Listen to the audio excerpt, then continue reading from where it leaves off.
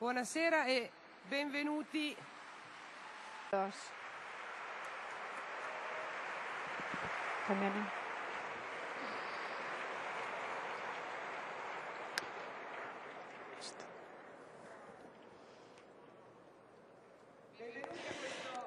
Bienvenidos a este encuentro titulado Acontecimiento y Conocimiento en San Pablo. Desde siempre es una característica del meeting comunicar a través de los testimonios, como también lo hemos hecho en estos primeros días, como lo habéis visto. El encuentro de hoy es pues una narración. La narración hecha de un testigo, gracias a Dios, contemporáneo a nosotros, la narración de un gran testimonio. Nos va a hablar de la vida de San Pablo, de un hombre al cual un acontecimiento le ha cambiado tanto la vida que ha generado en él un nuevo conocimiento, acontecimiento y conocimiento. Un nuevo conocimiento de sí mismo, del hombre y de toda la realidad. Este año, y especialmente en estos últimos meses, también en las crónicas han sido marcadas por la memoria de este gran apóstolo de las gentes, como lo ha llamado siempre la tradición. Y al final de este año paulino, que el Papa ha dedicado a San Pablo, en las catacumbas romanas de Santa Tecla se ha dedicado lo que los arqueólogos han definido la imagen más antigua de San Pablo. Y otra circunstancia paulina, 10 días más tarde, con ocasión de la clausura del año paulino, Benedicto XVI ha anunciado que los análisis científicos en la tumba de San Pablo extramuros confirmaba que los restos que contenía este sarcófago de la basílica eran realmente los del apóstol Pablo, como la tradición siempre había considerado. Además, os señalo que en este meeting está la exposición en la exposición de San Pablo están unos ejemplos de estos descubrimientos. Estas coincidencias paulinas de los últimos meses iluminan todavía más el encuentro que vamos a celebrar hoy, que ya de todos modos estaba programado antes de estas circunstancias paulinas. Simplemente la única circunstancia era el contexto del año paulino, pero ya habíamos programado este encuentro porque tiene una continuidad con el recorrido que queremos hacer estos días, porque documenta a través de una historia y de una vida humana, a través de la historia de un personaje histórico, documenta que conocer es un acontecimiento. Como decía ayer por la tarde el profesor Di Martino, el conocer siempre es un acontecimiento porque es la realidad que irrumpe y genera mi conocimiento. Creo que en ningún personaje, como es evidente en San Pablo, un hecho ha caído, cambia la vida y el conocimiento. Por lo tanto, damos las gracias a don Carrón, que ha aceptado venir aquí para hablarnos de San Pablo. Esto es el primer agradecimiento que quiero hacerle.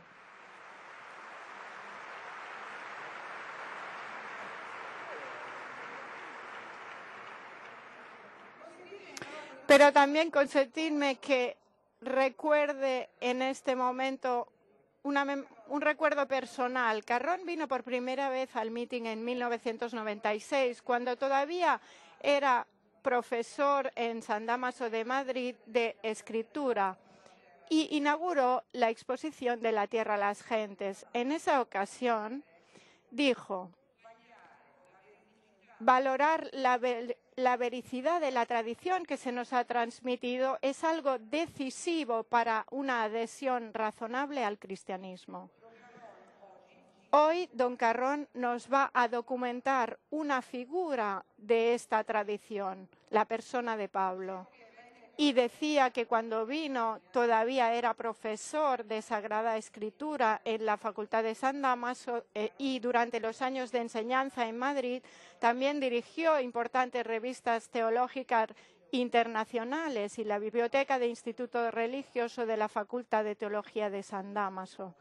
Y como muchos sabéis, también de septiembre del 2004, llamado por don Giussani, viajó a Milán, que le había pedido compartir la guía del movimiento de CELO, y en marzo de 2005 la Diaconía Central de la Fraternidad de Comunión y Liberación le nombró presidente y sucesor de don Giussani. Querría decir solo una cosa: las gracias que hoy dirigimos a Carrón es decirle gracias al profesor Carrón, a quien nos va a hablar ahora con la profundidad, el espesor y la competencia de una figura como San Pablo, pero también es decirle gracias por la amistad y la paternidad que también su presencia aquí hoy muestra. Muchas gracias.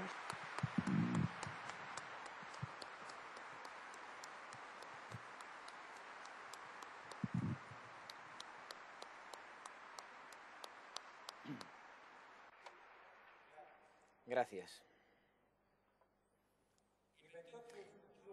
El 28 de junio del año pasado, el último 28 de junio, con ocasión de la clausura del año paulino, Benedicto XVI afirmó: el año paulino termina, pero estar en camino junto con Pablo y con él y gracias a él conocer a Jesús y como él ser iluminados y transformados por el Evangelio, esto siempre será parte de la existencia cristiana.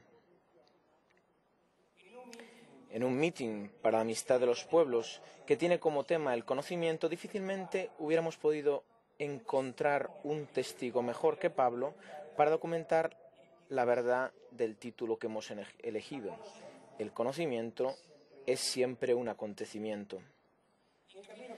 En camino con el apóstol, como nos sugiere el Papa, es posible entender qué es lo que para él es el conocimiento como acontecimiento, en el modo con el que él nos lo ha testimoniado para conocer a Jesús. Desde el punto de vista estrictamente histórico, en la existencia de San Pablo no hay un hecho que sea más cierto indiscutiblemente que el cambio que tomó su vida en un momento determinado, es decir, cuando se encontró en el camino de Damasco. Al principio de la carta a los Gálatas, Pablo habla de este cambio con estas palabras: vosotros habéis escuchado hablar de mi conducta de hace un tiempo en el judaísmo, cómo yo perseguía a la Iglesia de Dios y cómo la destruía, superando en el judaísmo a la mayor parte de mis contemporáneos y coetáneos, pues era extremo celoso de las tradiciones de mis padres. Pero cuando aquel que me separó desde el seno de mi madre y me llamó por su gracia, se dignó revelar a su Hijo en mí, para que yo lo anunciara entre los gentiles, este cambio consistió, según el testimonio del mismo Pablo, en el paso de perseguidor a apóstol de aquel que precedentemente había perseguido ferozmente. Para entender el valor de un cambio como este es necesario pararse, aunque sea solo por un momento, la vida precedente del apóstol. Este es mi primer punto, mi conducta anterior en el judaísmo. Afortunadamente, Pablo nos ofrece una información suficiente para hacernos una idea bastante clara de esta etapa de su vida.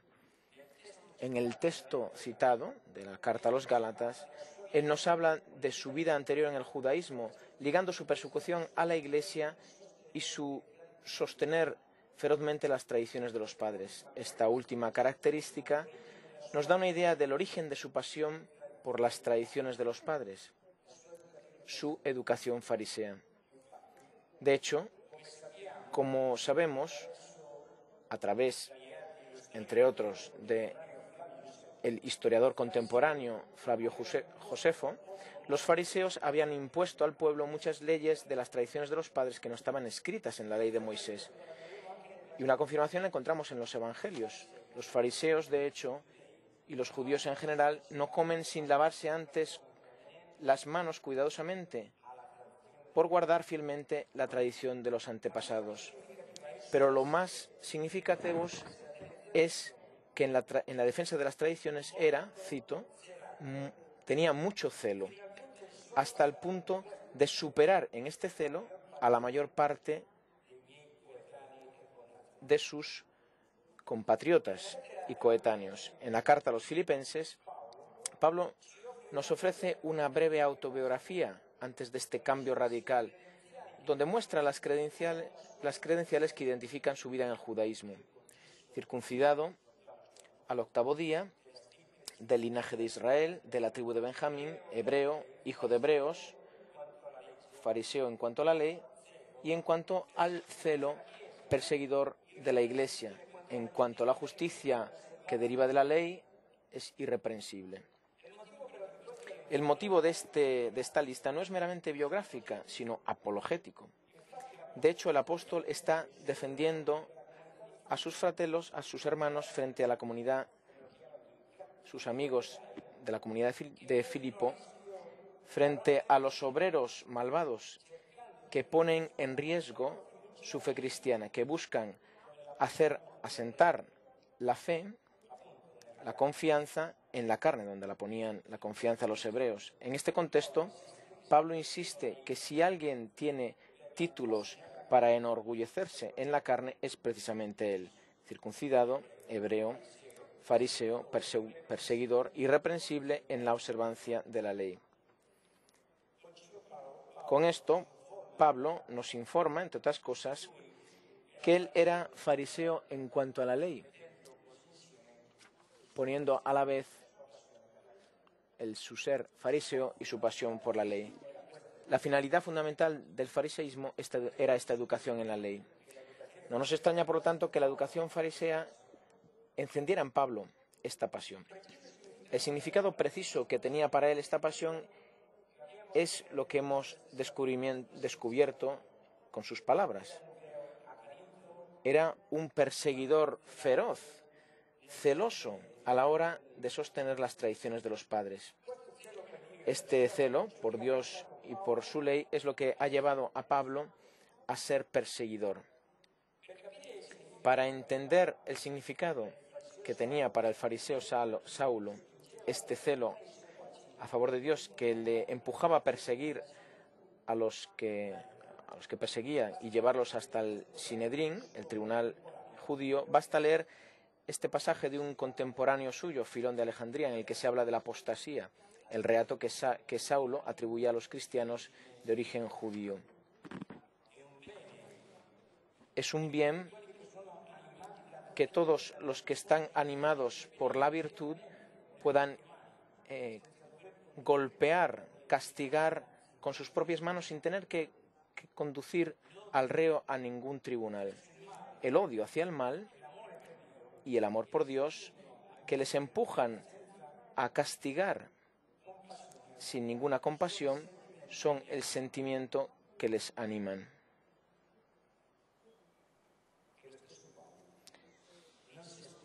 Que el mismo Pablo no se abstenga del uso de la violencia se ve en el verbo que él utiliza para describir su acción contra la Iglesia. Por 2 veces él usa el verbo porcein, destruir, el verbo que usa Flavio Josefo para describir la violencia respecto a ciertas ciudades y pueblos que golpea Simón Barjona. Hay algunos que reducen la acción de Pablo a una polémica, pero los datos que nos ofrece el mismo Pablo, sin que haya que recurrir a los Actos de los Apóstoles, hablan por sí mismos. Más tarde, Pablo mismo dirá, aludiendo a él mismo y a los judíos que no han reconocido a Cristo a causa de su celo por Dios, que este celo que les ha llevado a perseguir era estúpido, es decir, sin verdadero conocimiento.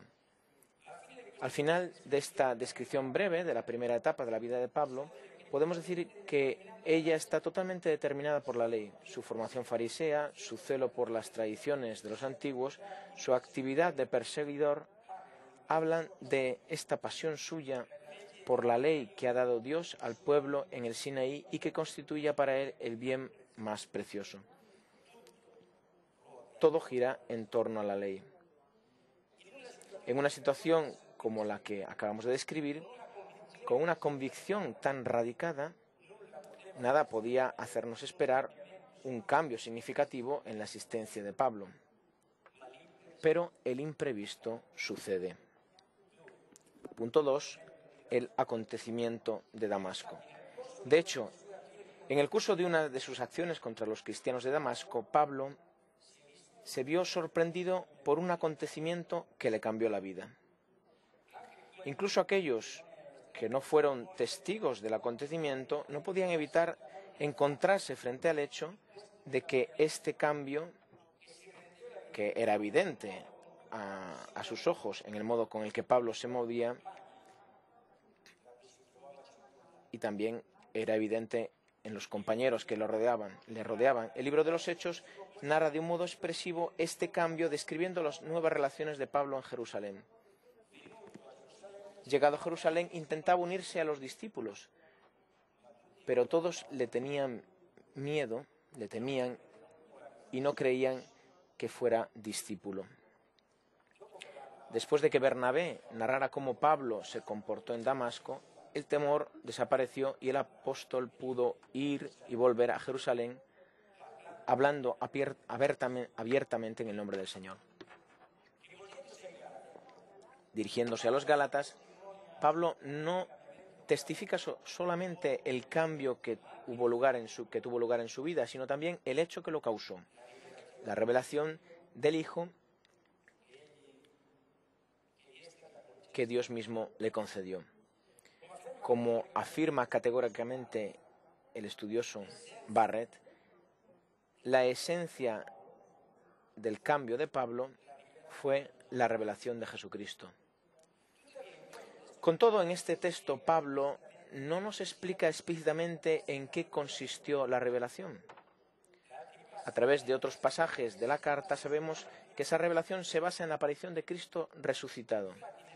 Es más, en las dos ocasiones en las que Pablo alude a este hecho en la primera carta a los Corintios, capítulo 9 y 15, la experiencia que tuvo en el camino de Damasco se coloca en el contexto de las apariciones pascuales. A partir de estos textos se puede, por lo tanto, sacar la conclusión de que Pablo ha visto a Jesús resucitado, y que considera esta visión idéntica y de mismo valor respecto a aquellas que han recibido como gracia Pedro, Santiago y los otros testigos de las apariciones del resucitado. Si la experiencia, como siempre nos ha enseñado don Giussani, hace que la realidad sea clara a la conciencia del hombre, es que la realidad se haga transparente a la mirada humana. Para Pablo, en esta experiencia del encuentro con el resucitado, se hace transparente la realidad de Cristo. En ningún otro momento de su vida, la razón y la libertad de Pablo fueron desafiadas, fueron puestas en juego como frente a este acontecimiento. De un modo absolutamente imprevisto, en el camino hacia Damasco, Cristo resucitado se encontró con Pablo, cuya razón se dilató por la gracia de la fe para que se adecuara a la realidad excepcional que tuvo delante de sí mismo. Es esta presencia de Cristo resucitado que le precede, que le provoca, que le precede llamándolo. Es la que sostiene la apertura de la razón para que Pablo pueda percibir adecuadamente el significado de aquel encuentro, provocando en él la atracción, el atractivo que permite a la libertad la adhesión amorosa a aquella presencia. Por eso, el apóstol puede definir con propiedad el acontecimiento como una revelación. En ella, a Pablo se le revela realidad plena de Cristo. Como tantos judíos, Pablo había aceptado el juicio sobre Jesús que contenía la sentencia del Sanedrín, uno que ha blasfemiado, contrario a las preciosas tradiciones de Israel, el templo y la ley. Él creía que ya sabía quién era Jesucristo. Ahora, sin embargo, la irrupción inesperada en su vida de Cristo resucitado le da un conocimiento con el que no podía contar previamente. Si, como recita el axioma de Jean Guiton, razonable significa someter la razón a la experiencia, Pablo verdaderamente se ha mostrado como un hombre razonable, aceptando someter su razón, es decir, lo que pensaba de Jesús, al conocimiento de la realidad de Cristo, tal y como se había hecho transparente en aquella experiencia. El estudioso Murphy O'Connor ha descrito magistralmente este proceso. Ahora Pablo conocía con la convicción ineludible de la experiencia directa que el Jesús que había sido crucificado bajo Poncio Pilato estaba vivo. La resurrección que él obstinadamente había rechazado era un hecho innegable, igual que su misma realidad. Sabía que Jesús ahora existía en otro plano. Este reconocimiento era todo de lo que él tenía necesidad para su conversión. Jesús, por lo tanto, debe ser precisamente lo que él, de un modo implícito, y sus discípulos, de un modo explícito, pretendían que fuera el Mesías. Fue el conocimiento de la verdadera naturaleza de Jesucristo, obtenido a través de la gracia de una revelación, lo que motivó su conversión. El acontecimiento de esta revelación transformó al perseguidor fariseo en un apóstol. Ser tan sencillos para reconocer el contenido de aquella revelación implicaba el reconocimiento de Jesucristo y el cesar de un modo inmediato su actividad de perseguidor. Las personas que él había perseguido tenían razón. Él, sin embargo, estaba equivocado. Tercer paso, nuevo conocimiento. De lo que hemos dicho, está claro que para Pablo este acontecimiento fue un verdadero conocimiento, cuyo cambiamiento de vida no es otra cosa que una consecuencia de aquello. Su encuentro con Cristo le ha revelado la verdad de todo lo que él consideraba falso, obligándole a valorar de nuevo. Una valoración que se transformó en el núcleo cristológico y soteriológico de su Evangelio. En la segunda carta a los Corintios 5:16, San Pablo nos dice explícitamente la novedad de este conocimiento. Ahora ya no conocemos a nadie según la carne, katasarka. E incluso si hemos conocido a Cristo según la carne, ahora ya no lo conocemos de este modo. ¿Qué significa para Pablo este conocimiento de Cristo según la carne? Se ha discutido mucho a qué elemento de la frase hay que unir la expresión según la carne, a Cristo o al verbo conocer. Está claro que aquí Pablo está contrastando dos modos de conocer. El del pasado, hemos conocido, que era un conocimiento de Cristo según la carne, y el del presente. Ahora, sin embargo, ya no lo conocemos así. Cuando Pablo dice, nosotros hemos conocido en otros tiempos a Cristo según la carne, se refiere, según los estudiosos, obviamente al conocimiento que tenía de Cristo cuando como fariseo persiguió a los cristianos. Él compartía la opinión común entre sus coetáneos que Jesús era un maestro herético y un agitador turbulento, cuyas actividades le habían llevado, de un modo justo, al patíbulo. Esta, él lo sabe, es una valorización, un juicio falso, y lo abandona. Ahora reconoce a Jesús como Salvador. Esto nos permite entender el sentido del conocimiento según la carne.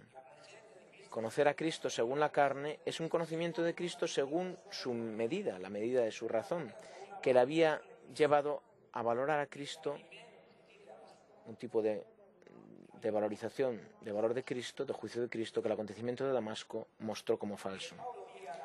Que Pablo dé a la revelación acaecida en el camino de Damasco el valor de conocimiento, se ve en el hecho de que el contenido de esta revelación se convierta en la medida de juicio fundamental para valorar todo.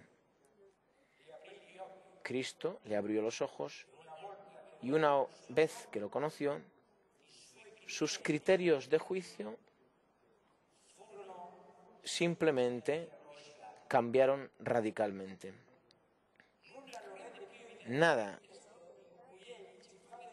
lo hace más claro que el texto en el que él nos hace ver qué novedad se ha introducido, este acontecimiento a la hora de juzgar.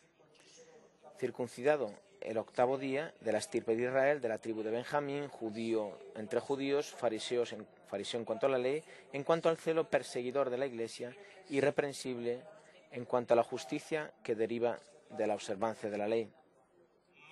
Pero lo que para mí podía ser una ganancia, lo he estimado como pérdida a causa de Cristo. Es más, incluso todas las cosas las considero como pérdida comparadas con la excelencia del conocimiento de Cristo Jesús, mi Señor, por quien me dejé despojar de todo y todo tengo por basura a fin de ganar a Cristo. Pablo, posteriormente, está obligado a revisar todas las categorías fundamentales de su pensamiento, sus viejas convicciones, a la luz del nuevo conocimiento de Cristo. El resultado de esta revisión y la nueva mentalidad que deriva de ella constituyen lo que llamamos teología paulina.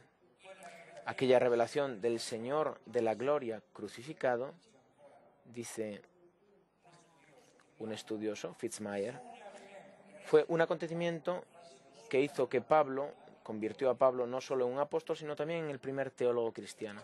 Por eso los intentos de explicar la teología de Pablo, el pensamiento de Pablo, a partir de otros puntos, de otras fuentes diferentes a aquel acontecimiento, no funcionan.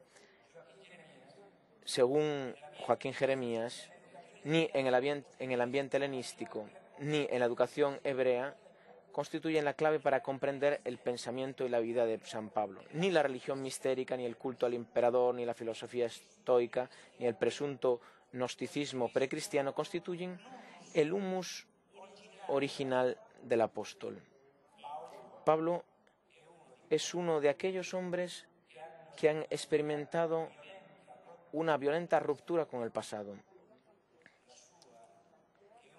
Su teología y su pensamiento está enraizado en una conversión repentina. Por eso, la finalidad de toda la teología del apóstol es, en última instancia, la explicación de la revelación del Hijo de Dios que tuvo lugar en el camino de Damasco. Este es el origen del que nace su pensamiento, del que parte para elaborar su teología. Está claro que en el momento de su vocación todavía no era consciente del valor, de la importancia de la revelación, que sería más adelante su evangelio. Pero ya como una semilla estaba todo presente. Concretamente, la revelación es el hecho de que Jesús es el Hijo de Dios. Pero esto no quiere decir que Pablo entiende todo desde el inicio. Afirmar el carácter decisivo de esta visión para penetrar el misterio de Cristo no quiere decir que Pablo haya entendido inmediatamente todas las implicaciones de la visión que a él le fue concedida, pero le dio un criterio de valoración básico que iba a iluminar todo lo que iba a aprender sobre Jesús y sobre su misión entre los hombres, no solo en la tradición de la Iglesia primitiva, sino también en su experiencia apostólica personal de predicador de Cristo crucificado. Con este criterio nuevo de valoración, él revisa todas sus convicciones, desde la ley hasta la historia de la salvación, desde el culto hasta la lectura de la Escritura. Todo se ve a la nueva luz de este evento. Está claro que no podemos ver en este momento todo. Vamos a quedarnos únicamente en dos ejemplos que son muy indicativos. Primero, el velo de Moisés. A nadie le resulta, llegado a este punto, que el cambio que se obró en Pablo como consecuencia del acontecimiento sobre el camino de Damasco influyó en su modo de relacionarse la Escritura, lo que nosotros llamamos el Antiguo Testamento. ¿En qué cosa consistía la novedad a la hora de acercarse a la Escritura? En el curso de la historia, el tercer capítulo de la segunda carta a los Corintios ha sido el punto de referencia fundamental para comprender esta novedad. Este capítulo hace parte de la apología que Pablo hace de su ministerio de apóstol, confrontándolo con el de Moisés, al que se refieren sus adversarios. En él, Pablo contrapone el efímero ministerio de la letra, que es un ministerio de muerte y de condena, al ministerio perenne del Espíritu que da vida, un ministerio de justicia. Aunque el primero fue un ministerio glorioso, su gloria no puede compararse a la del segundo. Porque, como dice San Pablo, apelando al relato del velo de Moisés, este ministerio era como el resplandor del rostro de Moisés después de que encontró a Dios, se apagaba.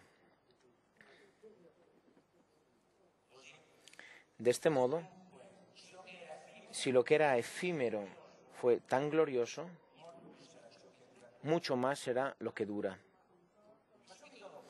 Pero inmediatamente después, que es lo que nos interesa ahora, Pablo utiliza la palabra velo para designar otro hecho que acontece en el pueblo hebreo. Los que siguen rechazando a Jesús por los derechos de Dios y a él, a su evangelio, a sus predicadores y a aquella parte de los judíos que le escuchan.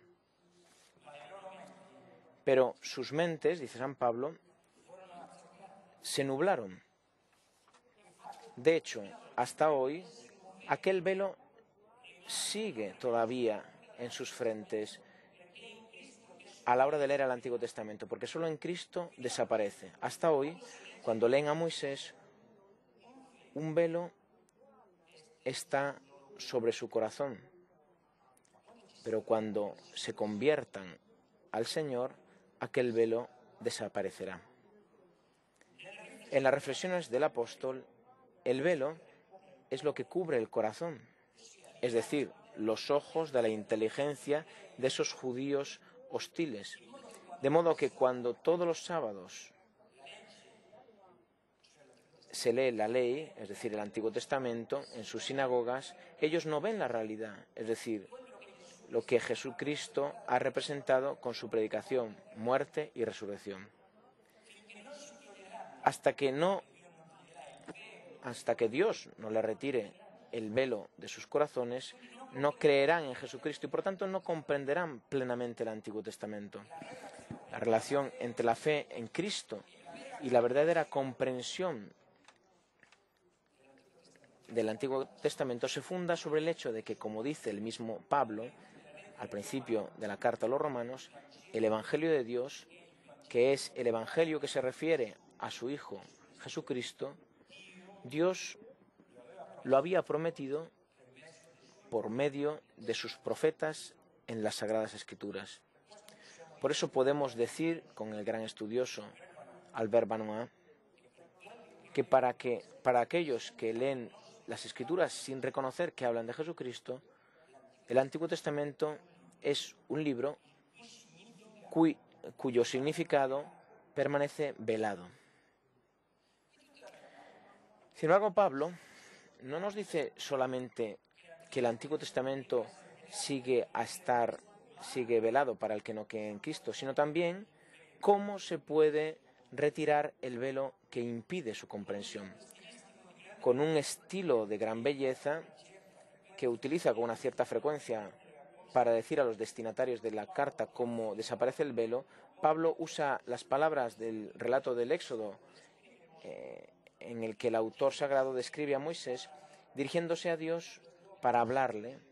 Dice que cuando hablaba con Dios, en ese momento se retiraba, se quitaba el velo. Del mismo modo, estos judíos que no ven la verdad de Jesús porque tienen un velo en sus corazones, pueden alcanzar la rica fuente de esperanza constituida por el Evangelio a través de un único camino. Este camino consiste en el dirigirse a Dios, porque el único Dios de Israel es aquel que se ha manifestado en la resurrección de Jesús.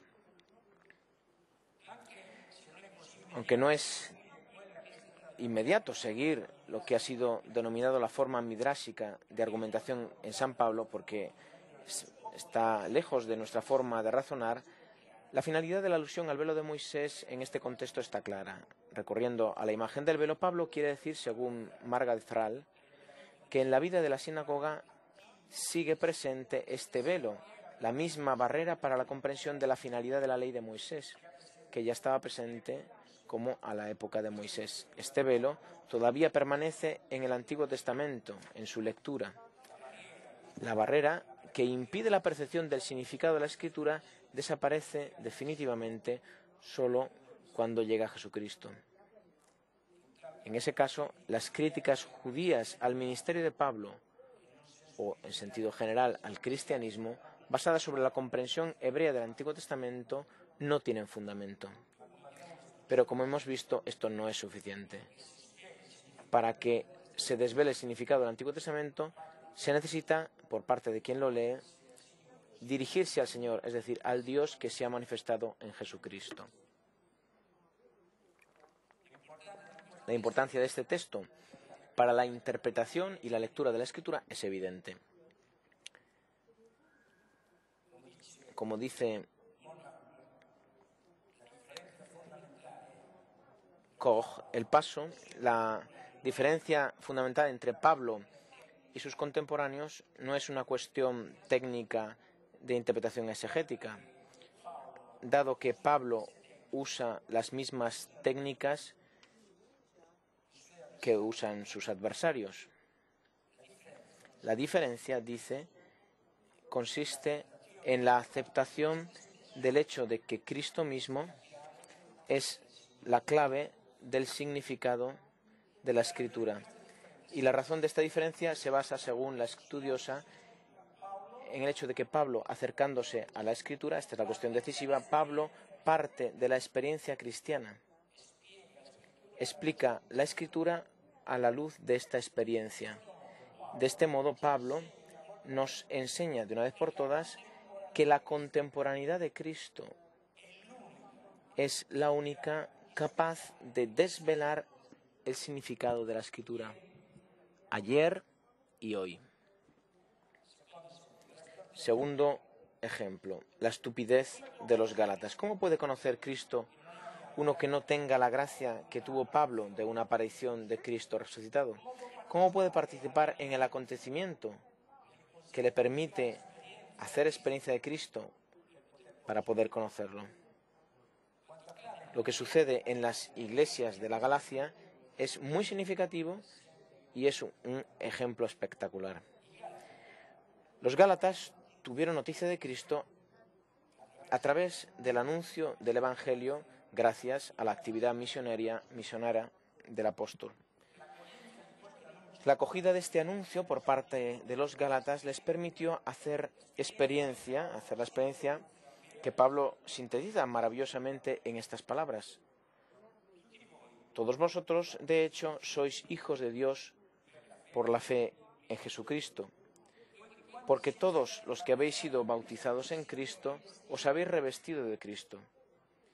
Ya no hay judío ni griego, esclavo ni libre, ni hombre ni mujer, todos vosotros sois una sola cosa en Cristo.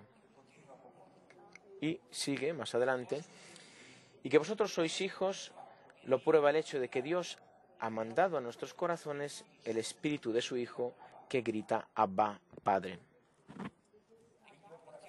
La incorporación a un grupo bien preciso, la comunidad cristiana, a través de un gesto determinado, el bautismo, después de haber acogido el Evangelio, cuyo contenido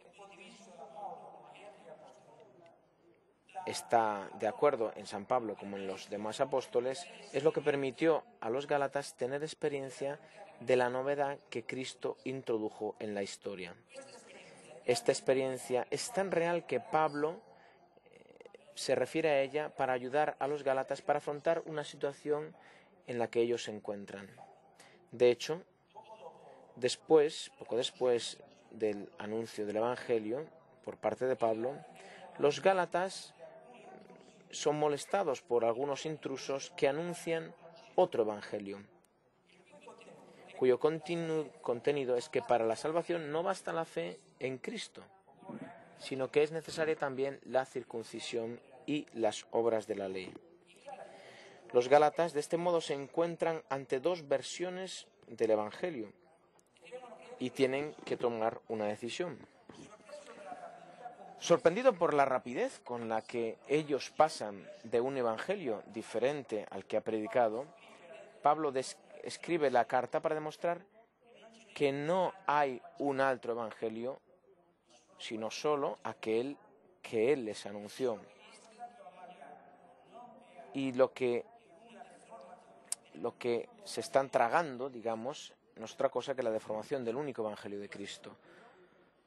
Por eso, en la primera parte, cuenta su historia personal, cómo conoció el Evangelio por revelación y cómo este Evangelio que predica es el único Evangelio que corresponde al de los otros apóstoles, como demuestra el hecho de que cuando él expuso el Evangelio que predicaba a los gentiles directamente a las columnas de la iglesia de Jerusalén, es decir, a Pedro, a Juan y a Santiago, no solo no le impusieron ni le añadieron nada nuevo, sino que le dieron la mano como signo de comunión, como reconocimiento de la gracia que me fue conferida en el camino de Damasco. Pero Pablo no se limita a esto, a recordar que solo hay un evangelio que es el que él predica, al igual que los demás apóstoles. Y en la segunda parte de la carta da a los gálatas los argumentos con los que se puedan defender de los ataques que están recibiendo. Pablo lo sabe bien por experiencia personal, porque él se convenció de la verdad de Cristo por la experiencia de su encuentro con él. Teniendo en la cabeza este hecho, no resulta extraño que el apóstol en esta segunda parte se refiera a la experiencia de los gálatas, se remita a esa experiencia. Este es el texto. Cristo nos ha liberado para que seamos libres. Por lo tanto, debéis estar firmes y no os dejéis poner encima de nuevo el yugo de la esclavitud. Por eso, yo, Pablo, os digo, si os hacéis circuncidar, Cristo no sirve para nada. Y declaro una vez más que quien se circuncide está obligado a observar toda la ley. Ya no tenéis que ver con Cristo, vosotros los que buscáis la justificación en la ley. Vosotros habéis caído desde la gracia. Nosotros, de hecho, por virtud del Espíritu, esperamos de la fe la justificación que esperamos. En este pasaje, Pablo pone en primer lugar, frente a los ojos de los gálatas, el hecho de que han recibido el Espíritu y los prodigios que este Espíritu ha obrado entre ellos. Como de un modo agudo observa Albert Benoit, en el contexto se trata necesariamente de un hecho observable, que se pueda ver, constatar, porque si no, no podría servir como argumentación. Y precisamente porque es un hecho verificable, los hechos y los acontecimientos que sucedieron desde que se convirtieron a Cristo, los Gálatas han podido hacer la experiencia del Espíritu que está obrando en medio de ellos. Y esto es lo que permite a Pablo remitirse a esta experiencia como criterio decisivo para clarificar el dilema que ahora tienen que afrontar. Por eso, como subraya el estudioso Dunn, remitirse a la experiencia que tuvo Pablo no es un hecho casual o periférico, está en el centro de su intención de retener a los Gálatas dentro de su evangelio. Después de haberles puesto frente a las grandes cosas que ha obrado el Espíritu, de las que han tenido experiencia, el apóstol puede poner la cuestión decisiva. Aquel que os concede el Espíritu y obra portentos en medio de vosotros, lo hace gracias a las obras de la ley, porque sois fieles a la ley judía, o porque habéis creído a la predicación, al anuncio cristiano.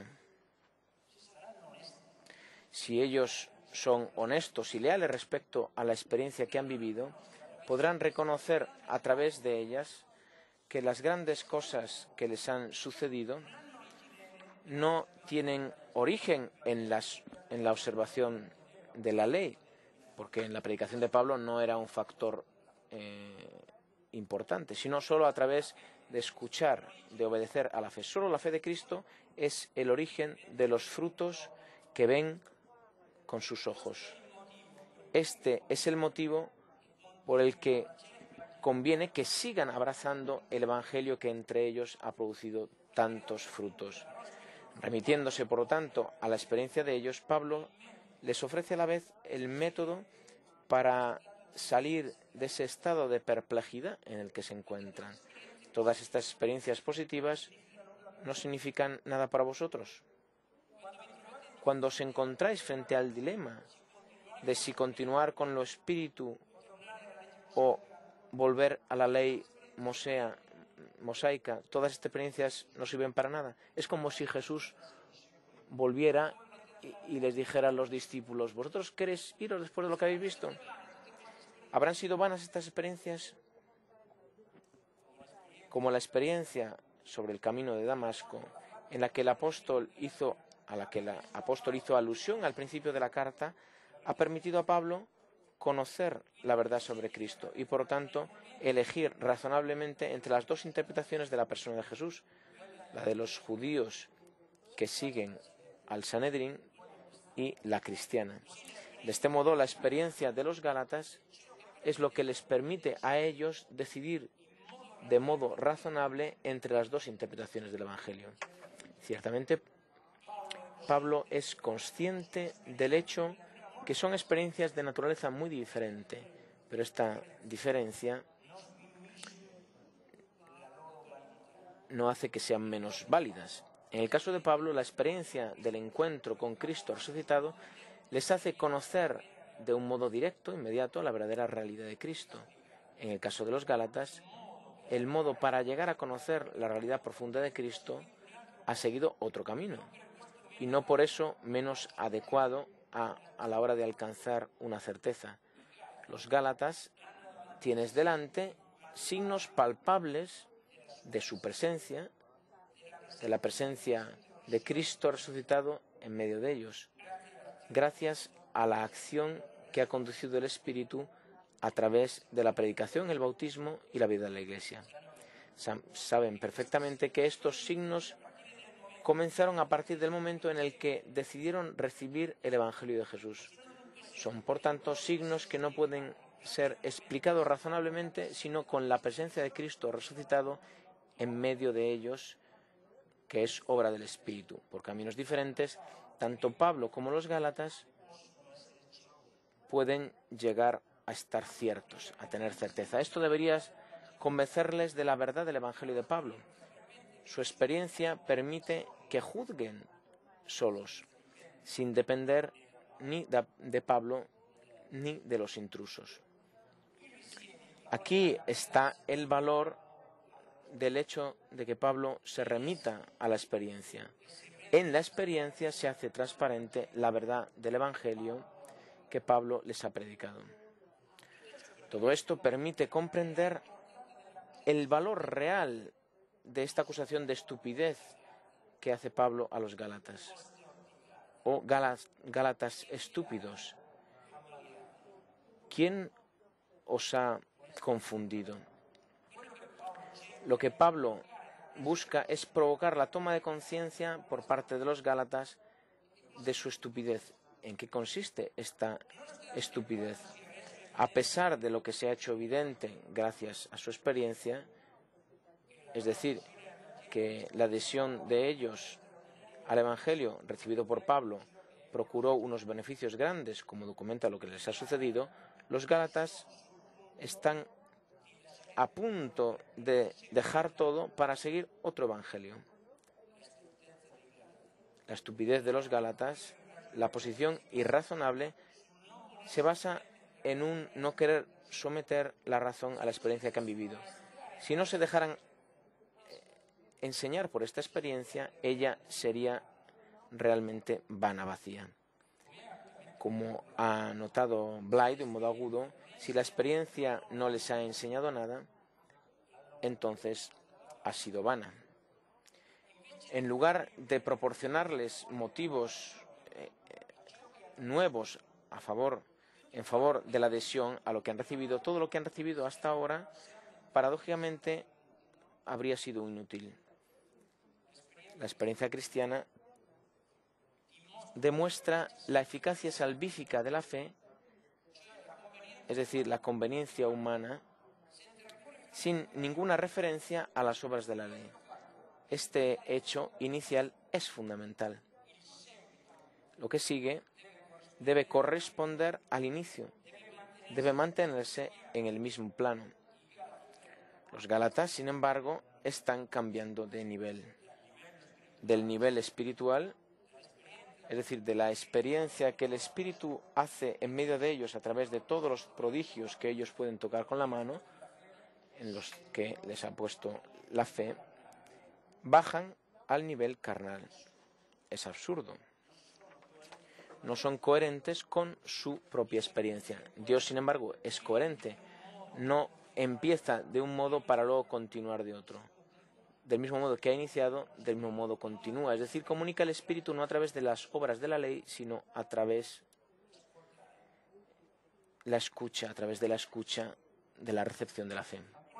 Una vez más, lo que permite discernir entre las diferentes interpretaciones no es una cuestión técnica, sino cristológica. Es el acontecimiento de Cristo, muerto y resucitado, que por obra del Espíritu se hace presente en la Iglesia y a través de la Iglesia se comunica a la razón y a la libertad del hombre. Esto es lo que hace posible una experiencia que permite decidir en cada momento respecto a las diferentes interpretaciones que pueden aparecer en el curso de la historia humana. Conclusión. La experiencia de Pablo y de los Gálatas nos ha mostrado cuál es la condición para conocer a Cristo.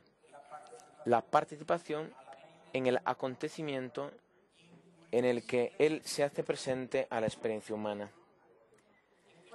En este sentido podemos decir que Pablo y los Gálatas documentan claramente que el conocimiento es siempre un acontecimiento. Ningún otro método puede darnos una verdadero conocimiento. ¿Por qué? Vamos a verlo en el caso de Pablo una vez más con los Gálatas. Tanto uno como los otros han nacido en un pueblo que les ha introducido a la realidad a través de una cultura. Ambos dos, que están situados históricamente, a ellos sale al encuentro Cristo. directamente, como en el caso de Pablo, o a través de la Iglesia, como en el caso de los Gálatas, provocando en ellos que la razón se dilate y sea llamada a reconocer la novedad que tiene delante, como le sucedía a los discípulos, cuya capacidad de creer, dice von Balthasar, estaba completamente sostenida y era obrada por la persona reveladora de Jesús. Acontecimiento cristiano y razón, por lo tanto, no se contraponen en el conocimiento.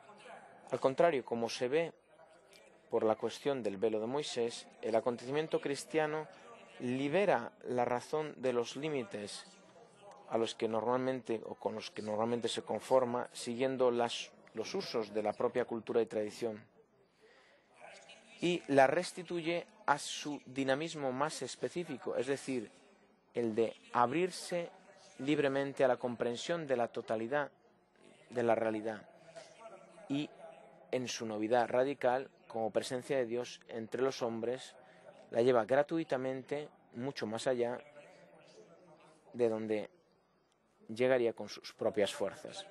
Cuando la libertad de aquellos que encuentran el acontecimiento cristiano no se sustrae al atractivo que su presencia provoca en ellos, inevitablemente intentará verificar la correspondencia con todos los aspectos de la realidad, alcanzando de este modo una certeza que permite una adhesión razonable. El caso de los Gálatas demuestra claramente que el anuncio cristiano no es aceptado de modo acrítico. Si Pablo se remite a la experiencia de los Gálatas, es precisamente porque no pretende una rendición total, sin condiciones, al Evangelio, que sería absolutamente indigna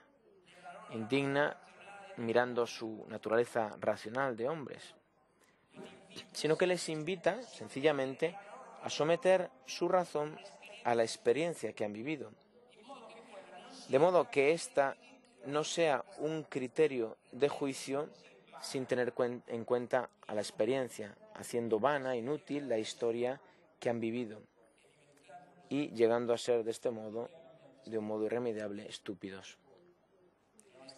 La honestidad y la lealtad hacia la experiencia que han vivido permite adherir de un modo plenamente razonable y a la vez plenamente libre. El caso de Pablo y de los Gálatas es paradigmático en cualquier momento de la historia porque, como para ellos, el acontecimiento de Cristo se hace contemporáneo en la vida de la Iglesia para cada hombre en sus circunstancias históricas y culturales, permitiéndole vivir la misma experiencia que nos permite alcanzar la certeza sobre la verdad de lo que ella anuncia. Esto es así porque, como dice el gran estudioso alemán Schlier, el significado último y peculiar de un acontecimiento, y por lo tanto del acontecimiento mismo en su verdad, se abre siempre solo a una experiencia, la experiencia de uno que se abandona y que en este abandono intenta interpretarlo, una experiencia que es verdadera, si es adecuada al acontecimiento en cuestión. Que esto sea el método no solo del inicio, sino también de la continuación del conocimiento, nos lo testimonia Pablo en la carta a los Filipenses. De hecho, el único modo de progresar en el conocimiento de Cristo es participar en el acontecimiento de Cristo ahora, en la potencia de su resurrección y en la comunión de sus sufrimientos. Dice San Pablo, lo que para mí era ventaja lo he considerado como basura a causa de Cristo. Es más, para decir la verdad, considero todo basura frente a la excelencia del conocimiento de Cristo Jesús, mi Señor, por el cual he renunciado a todo. Yo considero estas cosas como basura frente al premio de Cristo y frente a ser encontrado ante Él no con mi justificación, una justificación que viene de la fe, sino con la justicia que llega por la fe en Cristo, la justicia que viene de Dios y que se basa en la fe. Pero Pablo no se conforma con esto. Todo esto tiene como finalidad conocer a Cristo, la potencia de su resurrección y la comunión en sus sufrimientos, llegando a ser conforme a Lui para alcanzar de algún modo la resurrección de entre los muertos. Yo no digo que haya obtenido todo, que haya llegado a la perfección, sino que yo sigo el camino para intentar aferrar a aquel que a su vez me ha aferrado a mí, es decir, Cristo Jesús. Hermanos, yo no considero que lo haya ya alcanzado, pero hago una cosa. Olvidando las cosas que están detrás y tendiendo a aquellas que están delante mío, corro hacia la meta para obtener el premio de la vocación celeste de Dios en Cristo Jesús. Final de la cita. Consciente de que este progresar en este conocimiento es un don, como fue un don al inicio, Pablo invita a los cristianos de Éfeso a implorar a Dios Padre, cito, para que Él os dé, según las riquezas de su gloria, para que estéis fortificados mediante el Espíritu en el hombre interior, de tal modo que Cristo habite por medio de la fe en vuestros corazones, para que, enraizados y fundados en el amor, seáis capaces de entender con todos los santos cuál es la anchura, la altura, la profundidad del amor de Cristo y conocer este amor que sobrepasa todo conocimiento, para que estéis colmados de toda la plenitud de Dios. Gracias.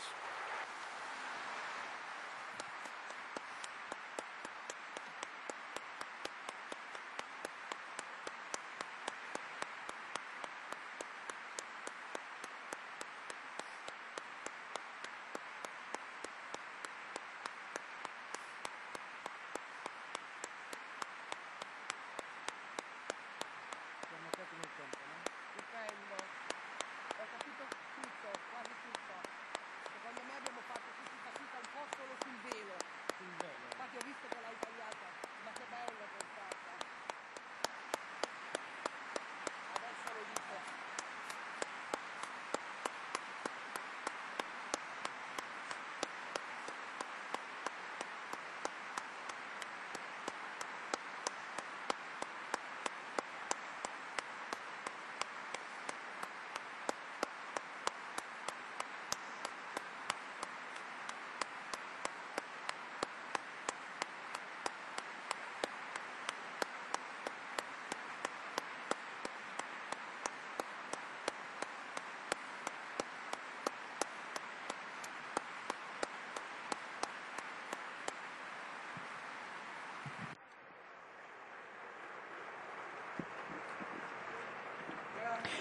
Muchas gracias. Creo que el aplauso y la atención que se ha prestado al encuentro durante toda esta hora son un signo de la intensidad de escucha y de nuestra gratitud.